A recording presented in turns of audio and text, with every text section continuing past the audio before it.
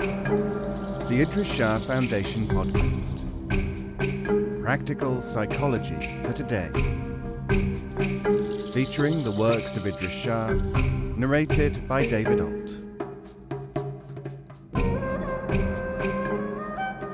Welcome to the Idries Shah Foundation podcast. On this edition of the podcast, we will hear selections from the Idries Shah Anthology. 2. The Subtleties of Mulla Nasruddin. When you arrive at the sea, you do not talk of the tributary. Hakim Sanai, The Walled Garden of Truth, from the Sufis. Stories featuring Mulla Nasruddin are a hugely popular part of oral folk culture from Turkey to Afghanistan. Idries Shah collected hundreds of these tales and published them in the West.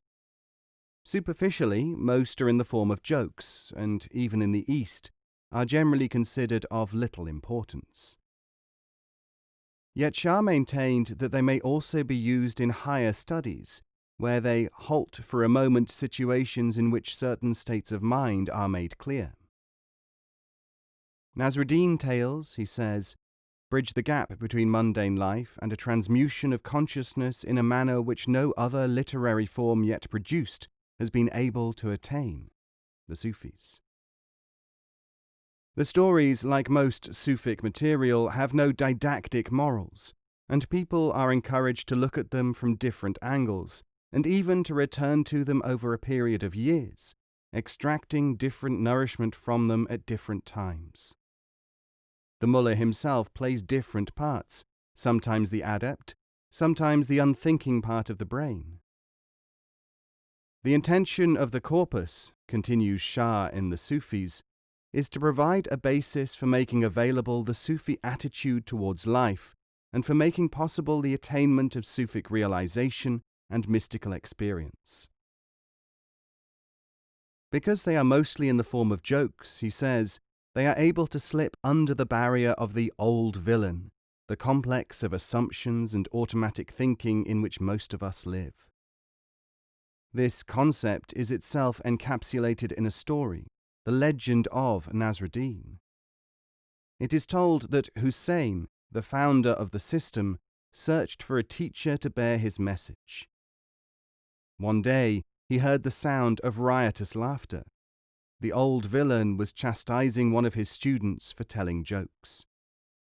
"Nasruddin," thundered the villain, "for your irreverent attitude I condemn you to universal ridicule. From now on, when one of your absurd stories is told, 6 more will have to be heard in succession until you are clearly seen as a figure of fun." Seizing this opportunity, Hussein imparted to Nasruddin a portion of his baraka, his Sufi power. The mere repetition of a Nasruddin story, the Sufis believe, carries with it some baraka. Pondering over it carries more. In this way, the teachings were preserved forever within a vehicle that could not be utterly distorted. Editor's note. Costly. Nasruddin opened a booth with a sign above it. 2 questions on any subject answered for £5. A man who had 2 very urgent questions handed over his money, saying, £5 is rather expensive for 2 questions, isn't it? Yes, said Nasruddin. And the next question, please. How to keep it going. Mulla Nasruddin used to stand in the street on market days to be pointed out as an idiot. No matter how often people offered him a large and a small coin, he always chose the smaller piece.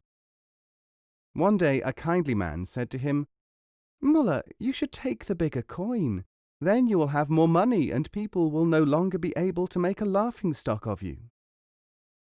"That might be true," said Nasruddin, "but if I always take the larger, people will stop offering me money to prove that I am more idiotic than they are. Then I would have no money at all."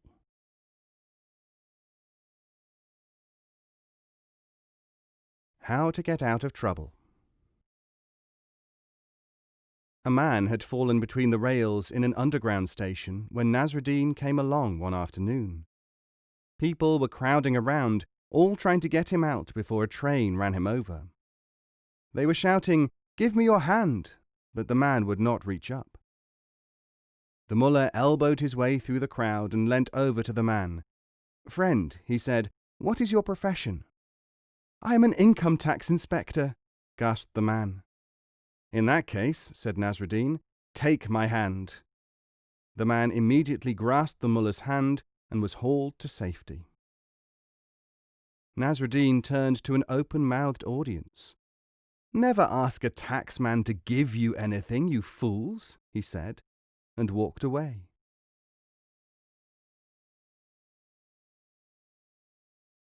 The trip. Nasruddin's friend Wali slipped and fell from the immense height of the post office tower in London. The following night, Nasruddin dreamt that he was visiting heaven when he ran across Wali. "What was it like, Wali?" "The impact was terrible, but the trip was terrific." The cat and the meat. Nasruddin gave his wife some meat to cook for guests. When the meal arrived, there was no meat. She had eaten it. "Oh, the cat ate it, all 3 pounds of it," she said. Nasruddin put the cat on the scales. It weighed 3 pounds. "If this is the cat," said Nasruddin, "where is the meat? If, on the other hand, this is the meat, where is the cat?"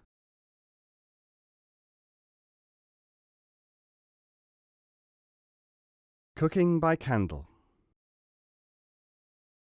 Nasruddin made a wager that he could spend a night on a nearby mountain and survive in spite of ice and snow. Several wags in the tea house agreed to adjudicate. Nasruddin took a book and a candle and sat through the coldest night he had ever known. In the morning, half dead, he claimed his money. "Did you have nothing at all to keep you warm?" asked the villagers. "Nothing." "Not even a candle?" "Yes, I had a candle." "Then the bet is off." Nasruddin did not argue. Some months later, he invited the same people to a feast at his house. They sat down in his reception room waiting for the food. Hours passed. They started to mutter about food. "Let's go and see how it is getting on," said Nasruddin. Everyone trooped into the kitchen.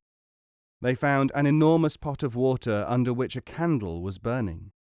The water was not even tepid. "It is not ready yet," said the mullah. "I don't know why. It has been there since yesterday."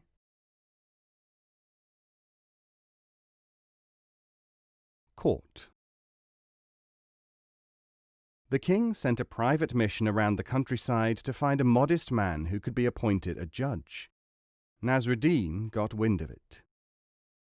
When the delegation, posing as travellers, called on him, they found that he had a fishing net draped over his shoulders. "Why, pray," one of them asked, "do you wear that net?" "Merely to remind myself of my humble origins, for I was once a fisherman." Nasruddin was appointed judge on the strength of this noble sentiment. Visiting his court one day, one of the officials who had first seen him asked, "What happened to your net, Nasruddin?" "Oh, there is no need of a net, surely," said the mullah judge, "once the fish has been caught."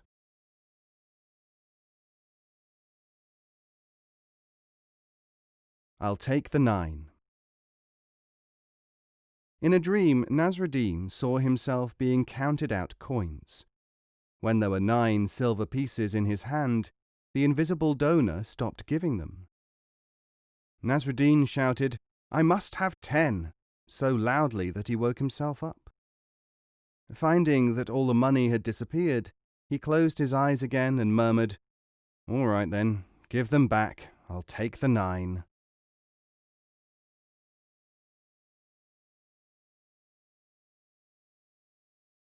Happiness is not where you seek it.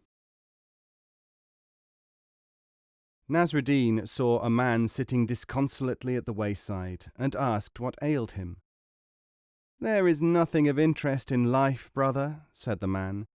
"I have sufficient capital not to have to work, and I am on this trip only in order to seek something more interesting than the life I have at home. So far I haven't found it." Without another word, Nasruddin seized the traveller's knapsack and made off down the road with it, running like a hare. Since he knew the area, he was able to outdistance him. The road curved, and Nasruddin cut across several loops, with the result that he was soon back on the road ahead of the man whom he had robbed. He put the bag by the side of the road and waited in concealment for the other to catch up. Presently the miserable traveller appeared, following the tortuous road, more unhappy than ever because of his loss. As soon as he saw his property lying there, he ran towards it, shouting with joy. "That's one way of producing happiness," said Nasruddin.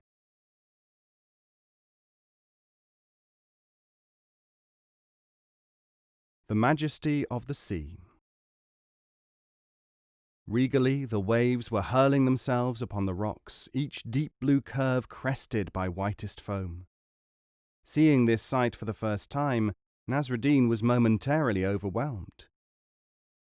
Then he went near to the seashore, took a little water in his cupped hand and tasted it. "Why," said the Mulla, "to think that something with such pretensions is not worth drinking."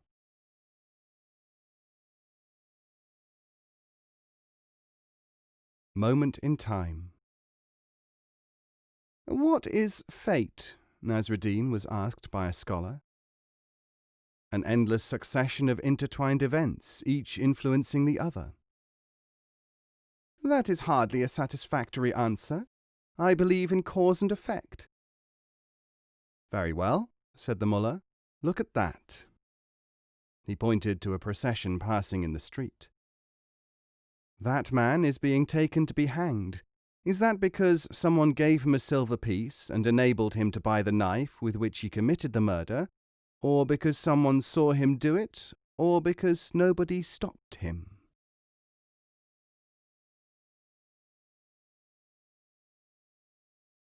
All I needed was time.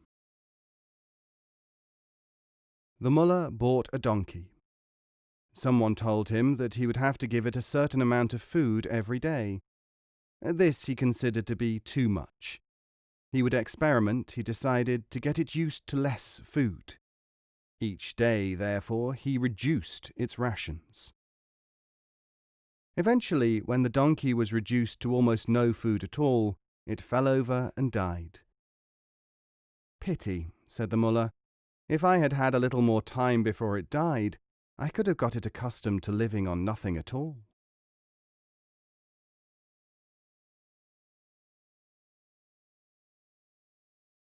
At court. Nasruddin appeared at court one day with a magnificent turban on his head. He knew that the king would admire it, and that, as a consequence, he might be able to sell it to him.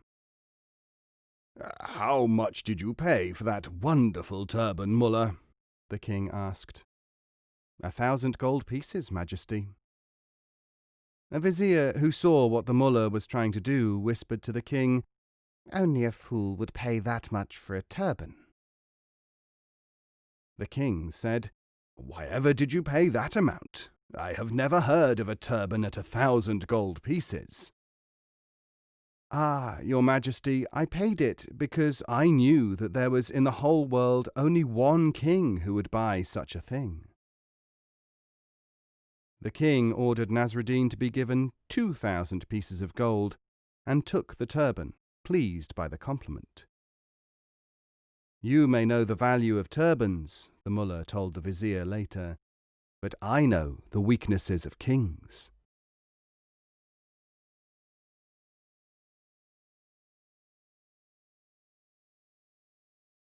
The Omen.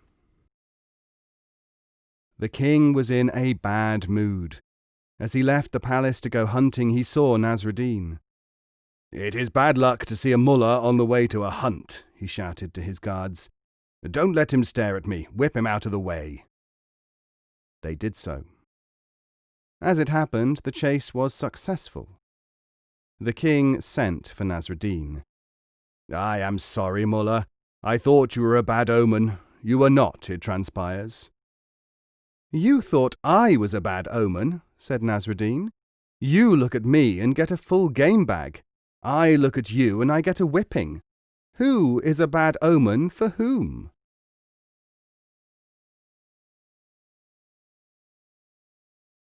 The Rope and the Sky. A Sufi mystic stopped Nasruddin in the street. In order to test whether the mullah was sensitive to inner knowledge, he made a sign, pointing at the sky. The Sufi meant, "There is only one truth which covers all." Nasruddin's companion, an ordinary man, thought, "The Sufi is mad. I wonder what precautions Nasruddin will take." Nasruddin looked in a knapsack and took out a coil of rope. This he handed to his companion. "Excellent," thought the companion. "We will bind him up if he becomes violent." The Sufi saw that Nasruddin meant, ordinary humanity tries to find truth by methods as unsuitable as attempting to climb into the sky with a rope.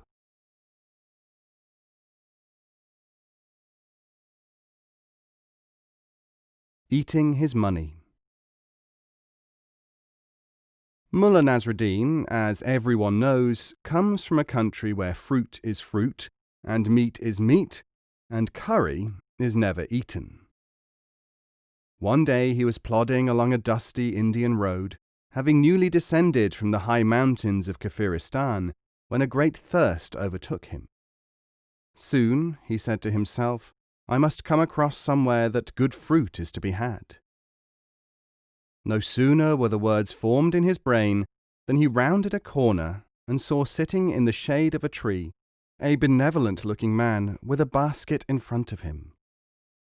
Piled high in the basket were huge, shiny red fruits. "This is what I need," said Nasruddin. Taking 2 tiny coppers from the knot at the end of his turban, he handed them to the fruit seller.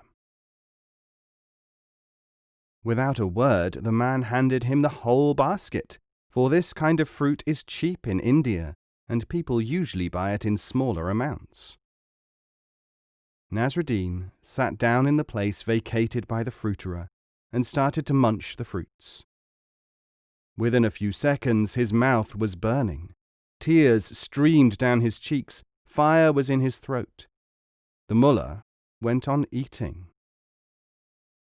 An hour or 2 passed, and then an Afghan hillman came past. Nasruddin hailed him. "Brother, these infidel fruits must come from the very mouth of Shaitan." "Fool," said the hillman, "hast thou never heard of the chilies of Hindustan? Stop eating them at once, or death will surely claim a victim before the sun is down." "I cannot move from here," gasped the mullah, "until I've finished the whole basketful."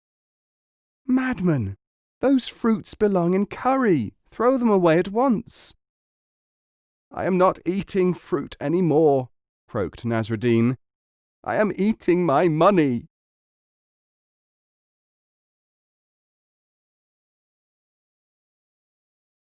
Assumptions. What is the meaning of fate, Mullah? Assumptions. In what way? You assume things are going to go well, and they don't. That you call bad luck. You assume things are going to go badly, and they don't. That you call good luck. You assume that certain things are going to happen or not happen, and you so lack intuition that you don't know what is going to happen. You assume that the future is unknown. When you are caught out, you call that fate.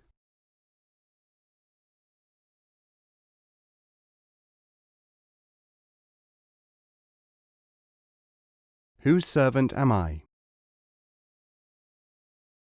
Mulla Nasruddin had become a favourite at court. He used his position to show up the methods of courtiers. One day the king was exceptionally hungry. Some aubergines had been so deliciously cooked that he told the palace chef to serve them every day. "Are they not the best vegetables in the world, Mulla?" he asked Nasruddin. "The very best, Majesty." 5 days later, when the aubergines had been served for the 10th meal in succession, the king roared, "Take these things away! I hate them!" "They are the worst vegetables in the world, Majesty," agreed Nasruddin. "But Mulla, less than a week ago you said that they were the very best." "I did, but I am a servant of the king, not of the vegetable."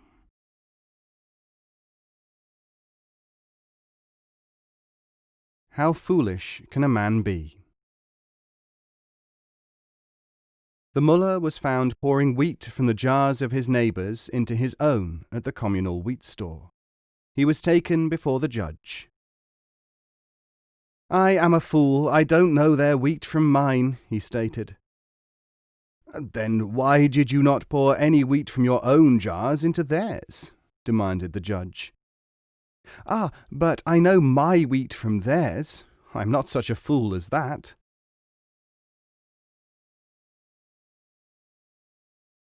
Which is my half? Nasruddin and a friend were thirsty and stopped at a cafe for a drink. They decided to share a glass of milk. "You drink your half first," said the friend, "because I have some sugar here, just enough for one. I shall add this to my share of the milk and drink it." "Add it now," said the mullah, "and I will drink only my half." "Certainly not. There is only enough sugar to sweeten half a glass of milk." Nasruddin went to the owner of the cafe and came back with a large packet of salt. "Good news, friend," he said. "I am drinking first, as agreed, and I want my milk with salt."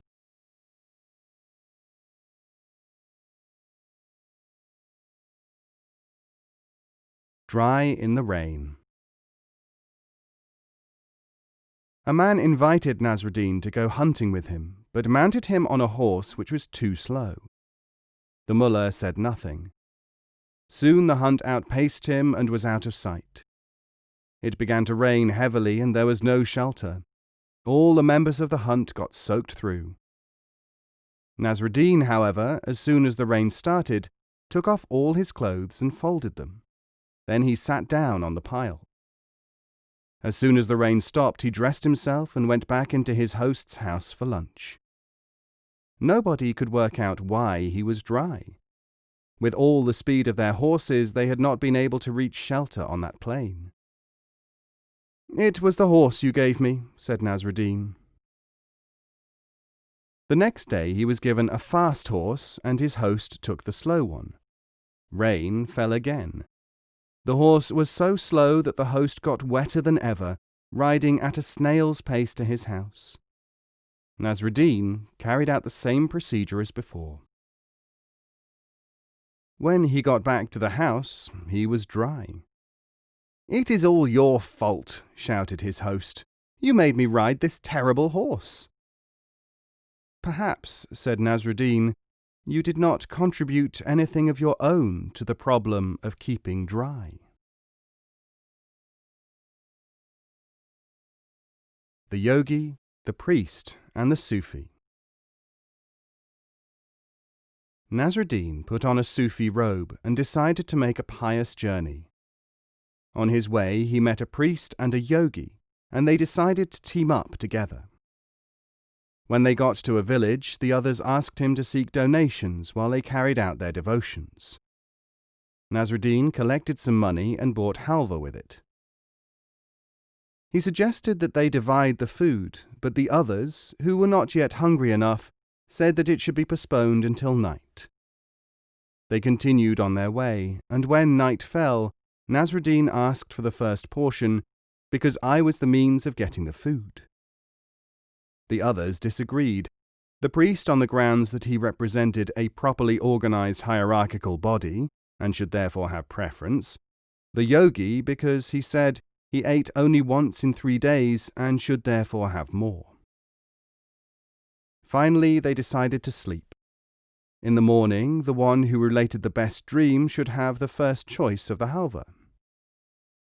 In the morning, the priest said, "In my dreams I saw the founder of my religion who made a sign of benediction, singling me out as especially blessed." The others were impressed, but the yogi said, "I dreamt that I visited nirvana and was utterly absorbed into nothing." They turned to the mullah. "I dreamt that I saw the Sufi teacher Khidr, who appears only to the most sanctified. He said, 'Nasruddin, eat the halva now.' And of course, I had to obey."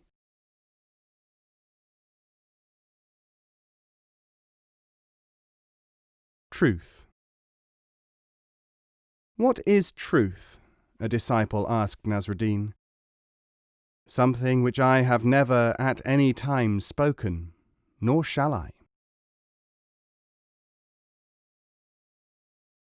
Remembering. There is a game called I Remember, which has been the cause of greater suffering than almost anything else. It illustrates how difficult it is to remember even a simple thing for any length of time. 2 people make a pact to practice I Remember. Thenceforward, every time one of them hands anything to the other, the recipient must say I remember when he accepts the object. The first person to forget to say this phrase under these circumstances loses the game and pays a forfeit. Nasruddin had an I Remember duel with his wife.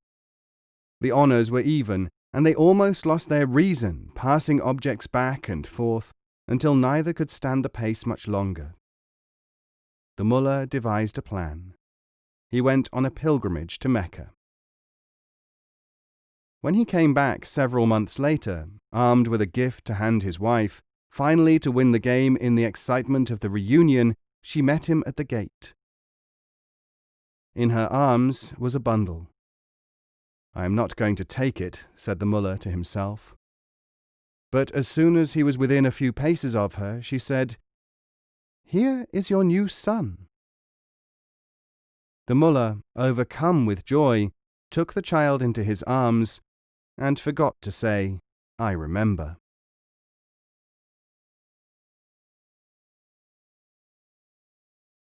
A word for it. Hearing that a man wanted to learn the Kurdish language, Nasruddin offered to teach him. Nasruddin's own knowledge of Kurdish was limited to a few words. "We shall start with the word for hot soup," said the mullah. "In Kurdish, this is ash." "I don't quite understand, mullah. How would you say cold soup?" "You never say cold soup. The Kurds like their soup hot." Repetitiousness. Profiting by the immense reputation which Sufis have as teachers of special insight, a group of robbers settled in an abandoned monastery on a highway, pretending to be Sufi dervishes.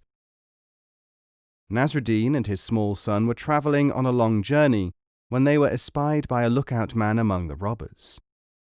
They immediately started to carry out a rhythmic dance with a great deal of noise. As they approached, Nasruddin said to his son, "Night will fall soon, and this seems to be a monastery of advanced dervishes. Let us seek their hospitality." The false dervishes welcomed them heartily and even asked the mullah to join their special exercises. These took the form of a rapid circular movement, with the repetition of phrases which were changed from time to time by the leader.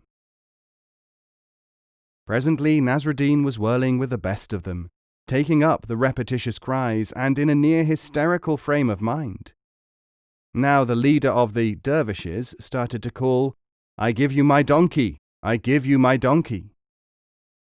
Obediently Nasruddin echoed the refrain, and the tempo was increased until he fell unconscious. When he awoke with the dawn, Nasruddin found the robbers and the donkey gone. "I thought I left you in charge of the animal," he roared at his son. "Yes, father, but when one of the dervishes came and took the donkey, I ran to you, and you were shouting, 'I give you my donkey,' so often and in front of so many witnesses that I realized that you had given him away."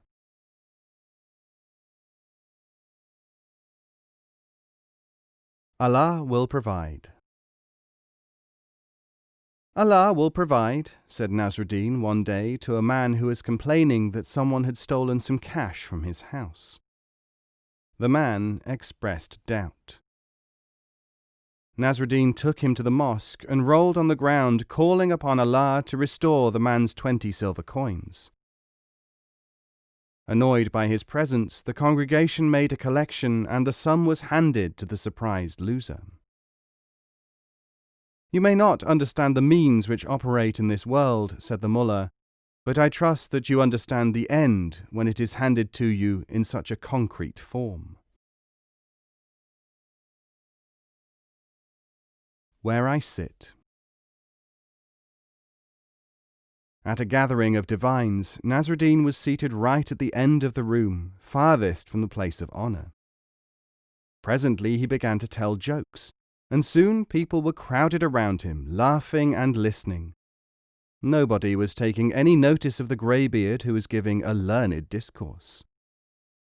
When he could no longer hear himself speak, the president of the assembly roared out, "You must be silent. Nobody may talk unless he sits where the chief sits." "I don't know how you see it," said Nasruddin, "but it strikes me that where I sit is where the chief sits."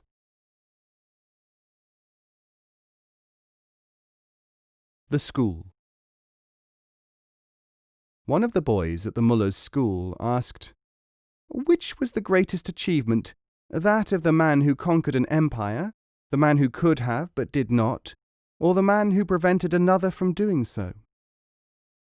"I don't know about any of that," said the Mullah, "but I do know a more difficult task than any of those." "What is that?" "Trying to teach you to see things as they really are."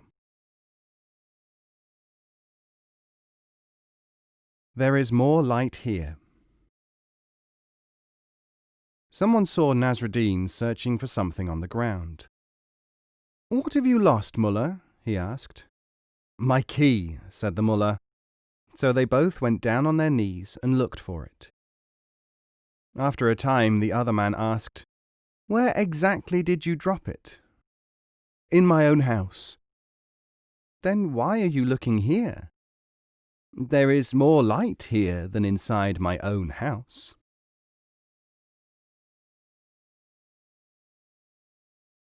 How Nasruddin created truth. "Laws as such do not make people better," said Nasruddin to the king. "They must practice certain things in order to become attuned to inner truth. This form of truth resembles apparent truth only slightly." The king decided that he could, and would, make people observe the truth. He could make them practice truthfulness. His city was entered by a bridge. On this he built a gallows. The following day, when the gates were opened at dawn, the captain of the guard was stationed with a squad of troops to examine all who entered. An announcement was made. "Everyone will be questioned. If he tells the truth, he will be allowed to enter. If he lies, he will be hanged." Nasruddin stepped forward. "Where are you going?" "I am on my way," said Nasruddin slowly, "to be hanged." "We don't believe you." "Very well. If I have told a lie, hang me." "But if we hang you for lying, we will have made what you said come true." "That's right. Now you know what truth is. Your truth."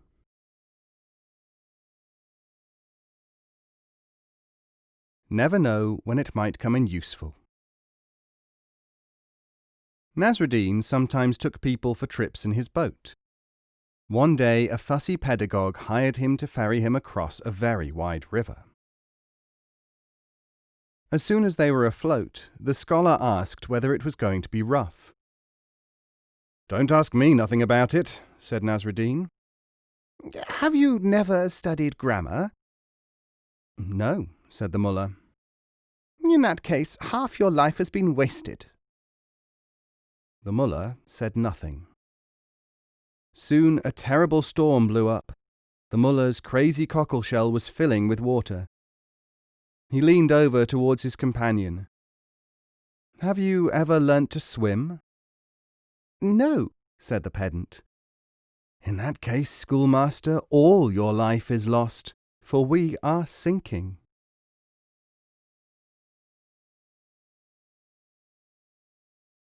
The Smuggler. Time and again, Nasruddin passed from Persia to Greece on donkey-back. Each time he had 2 panniers of straw and trudged back without them. Every time the guards searched him for contraband, they never found any. "What are you carrying, Nasruddin?" "I am a smuggler." Years later, more and more prosperous in appearance, Nasruddin moved to Egypt. One of the customs men met him there. "Tell me, Mulla, now that you're out of the jurisdiction of Greece and Persia, living here in such luxury, what was it that you were smuggling when we could never catch you?" "Donkeys."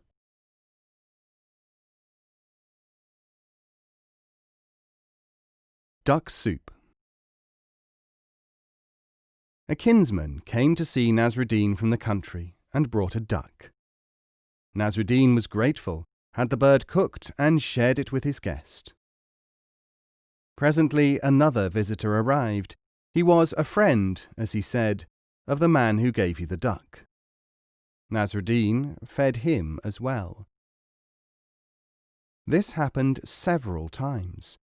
Nasruddin's home had become like a restaurant for out-of-town visitors. Everyone was a friend at some removes of the original donor of the duck. Finally, Nasruddin was exasperated. One day there was a knock at the door, and a stranger appeared. "I am the friend of the friend of the friend of the man who brought you the duck from the country," he said. "Come in," said Nasruddin. They seated themselves at the table, and Nasruddin asked his wife to bring the soup. When the guest tasted it, it seemed to be nothing more than warm water. "What sort of soup is this?" he asked the mullah. "That," said Nasruddin, "is the soup of the soup of the soup of the duck."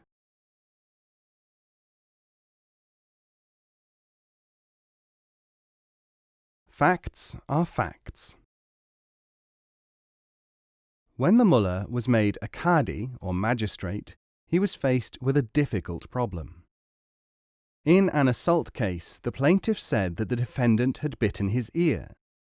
The defense was that the plaintiff had bitten it himself. "This is a clear conflict of evidence because there are no witnesses," said the mullah. "There is only one way to decide this. I therefore adjourn the court for half an hour." He went into a room attached to the courthouse and spent the time trying to bite his own ear. Every time he tried, he lost his balance and fell over, bruising his head. When the court reassembled, the mullah said, "Examine the head of the plaintiff. If it is bruised, he bit his own ear, and I find for the defendant. If, on the other hand, there is no bruise, the other man bit his ear, and that is assault."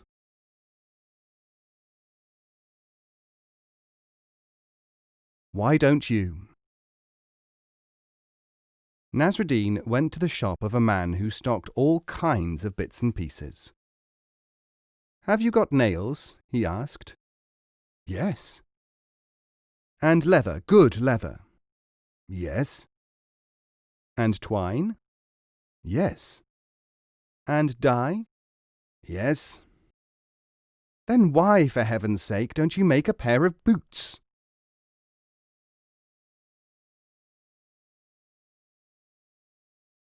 why we are here.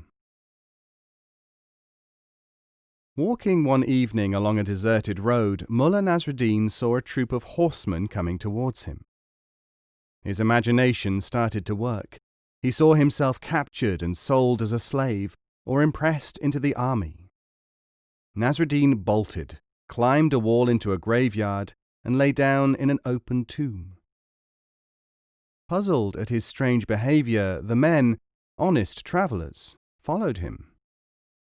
They found him stretched out, tense and quivering. "What are you doing in that grave? We saw you run away. Can we help you?" "Just because you can ask a question does not mean that there is a straightforward answer to it," said the mullah, who now realized what had happened. "It all depends upon your viewpoint. If you must know, however, I am here because of you, and you are here because of me."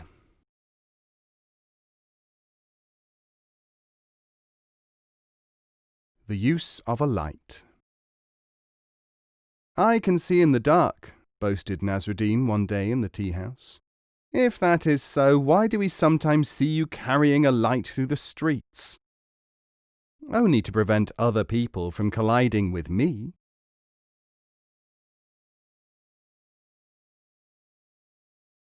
See what I mean? Nasruddin was throwing handfuls of crumbs around his house. "What are you doing?" someone asked him. "Keeping the tigers away." "But there are no tigers in these parts." "That's right. Effective, isn't it?"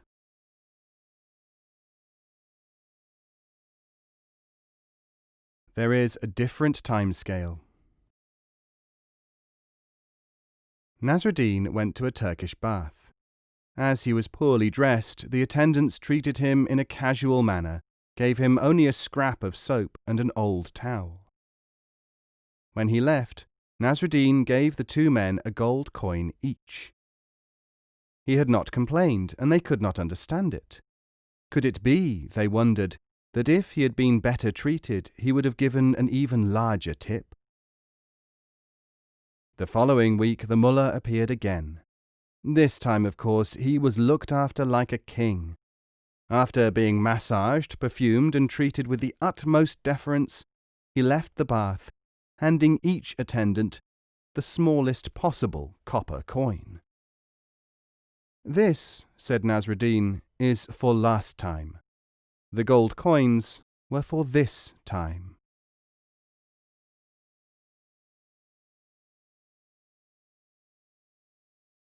Eating matter and reading matter. Nasruddin was carrying home some liver which he had just bought. In the other hand, he had a recipe for liver pie which a friend had given him. Suddenly a buzzard swooped down and carried off the liver. "You fool!" shouted Nasruddin. "The meat is all very well, but I still have the recipe."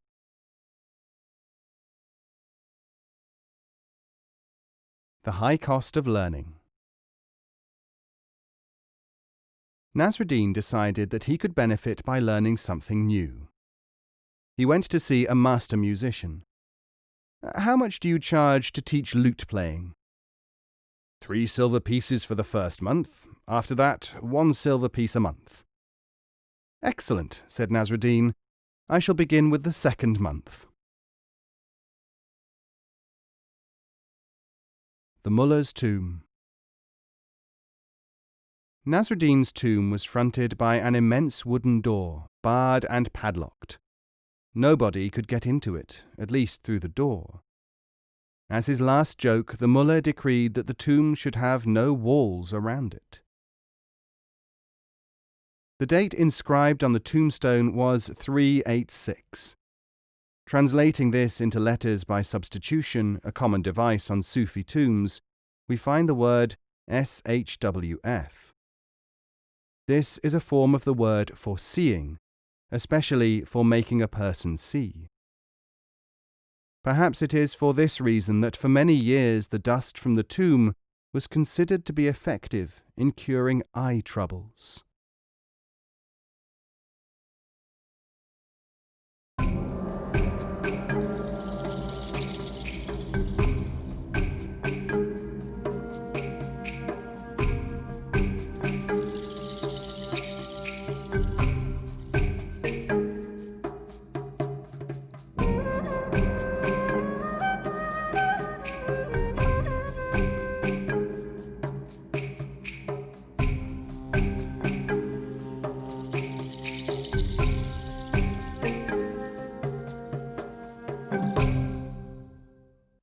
This audio is made available by the Idries Shah Foundation and is copyright 2019. All rights reserved.